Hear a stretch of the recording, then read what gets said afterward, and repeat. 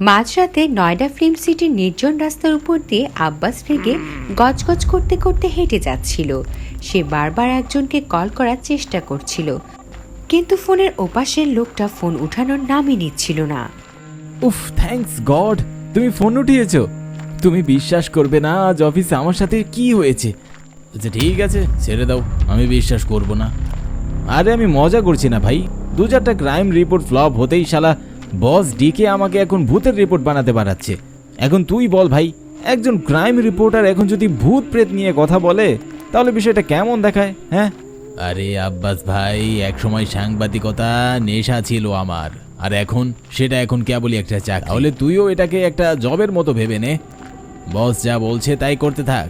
আরে ভাই, তোমার মতো ডোডো টিভির লেখকের মুখে এসব ভূতের গল্প শুনতে ভালো লাগে, আমার শুধু খুন খারাপির রিপোর্ট বানাতেই ভালো লাগে।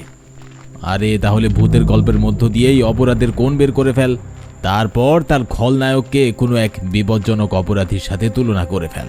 এমনিতে তুমি ঠিকই বলেছ। আচ্ছা ঠিক আছে, আমি এখন যাচ্ছি।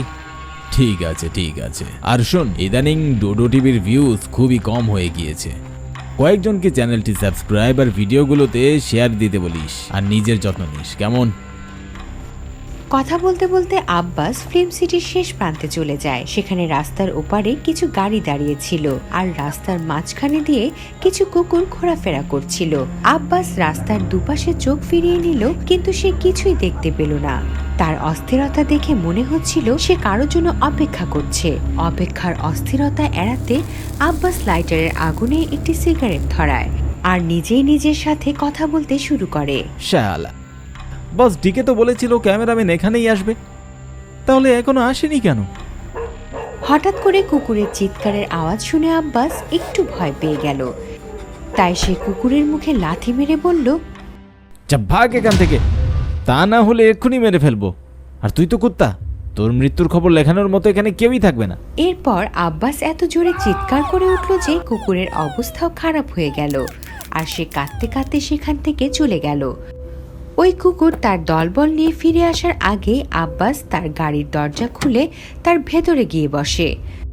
জানালা দিয়ে সিগারেটের ছাই বাইরে ফেলার পর যখনই তার নজর গাড়ির সাইড মিররে যায়, তখনই সে তার পেছনের সিটে একটি মহিলার ছায়া দেখতে পায়।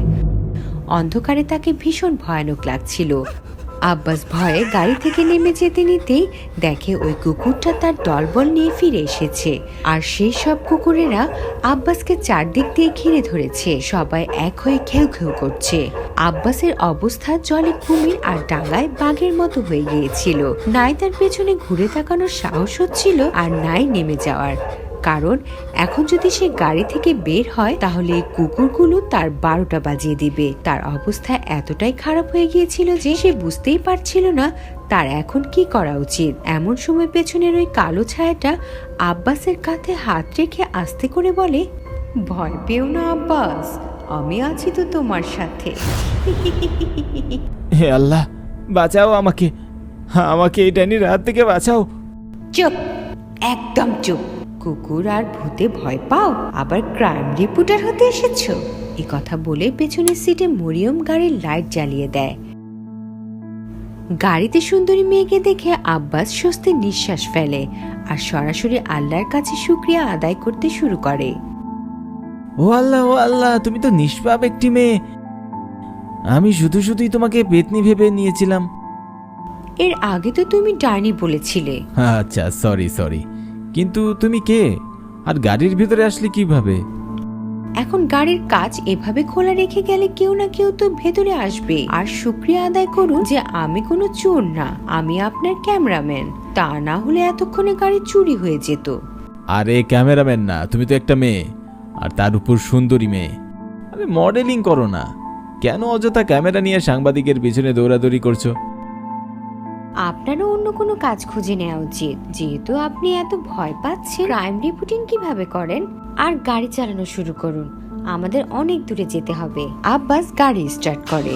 সে সব কুকুরদের ভয় দেখিয়ে সামনের দিকে এগিয়ে যায়। প্রায় 1000 কিলোমিটারের যাত্রাপথ পাড়ি দিয়ে মধ্যপ্রদেশের বেতুল শহরের দিকে।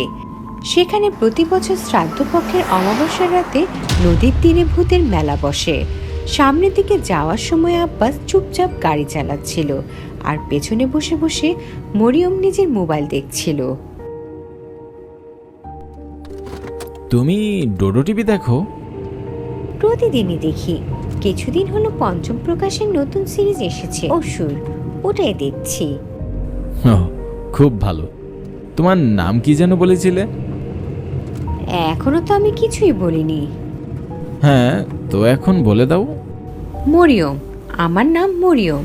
নাম শোনার সাথে সাথে আব্বাস গাড়ি থামিয়ে দেয়, তাও আবার মাঝ হাইওয়ের উপর, যেখানে দূর দূরান্তে কাউকে দেখা যাচ্ছিল না, নাই কোনো মানুষ আর নাই কোনো পশু পাখি।